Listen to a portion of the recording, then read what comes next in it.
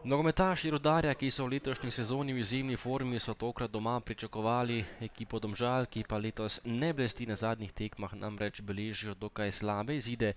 Tole je že prva priložnost tekme iz druge minute, ko je že padel prvi gol, podaja iz kota Jeseničnika, podaljšal je Kašnik, Eterović pa je žogo iz bližine poslal mrežo in popeljal Knape do prednosti 1-0.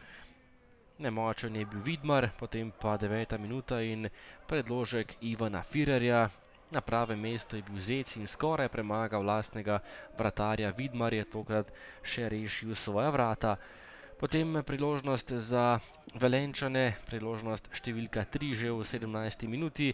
Odaleč je meril Jahič, potem pa odbita žoga še enkrat Jahič in kar nekaj dela za Vidmarja. Žoga se je vmes odbila od domžalskega branilca.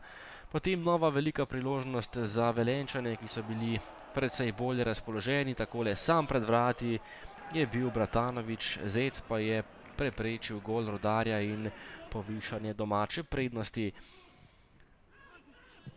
Do konca prvega polčasa še naprej živahno, 26. minuta in priložnost tokrat za Črnčiča. Vratnica je preprečila veselje Leonu Črnčiču.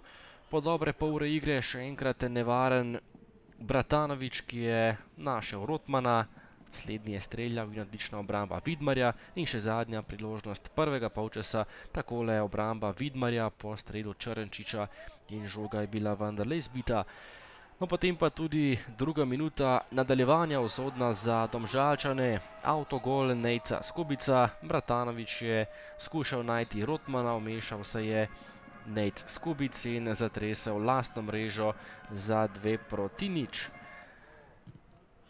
V 10. minuti nadaljevanja priložnost za Domžale z ogromne razdalje je meril Darko Zec, a pazljiv je bil tokrat domači vratar Rozman. Tekma je bila še naprej živahna in polna tempa, tole je že prekršek nad Janžo. Žogi je stopil Božović in poslal uporabno žogo pred vrata, kjer je bil najvišji Slobodan Vuk in zadev za 2-1. Ni bilo nedovoljenega položaja, najvišji pa Vuk in znižanje prednosti Domžal. No, potem še enkrat nevaren Vuk je meril daleč, odbita žoga in takole je imel veliko priložnost njegov brat Goran Vuk, ki pa ni prišel do zaključnega strela, ostalo je pri minimalni prednosti Rudarja. Potem pa tale situacija, Zec je igral z roko v svojem kazenskem prostoru, dobil rdeči karton, glavni sodnik tekme pa je pokazal na 11-metrovko. Z igrišča je moral Darko Zec, z igralcem manj pa so Domžalčani končali tole tekmo v Velenju.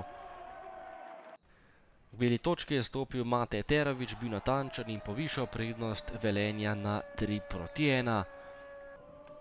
Do konca tekme pa le še ena priložnost, takole je zgrešil Radujko, lepa priložnost za nogometaša Velenja. Končni izid tekme v Velenju pa vendarle 3-1 v korist domačega moštva.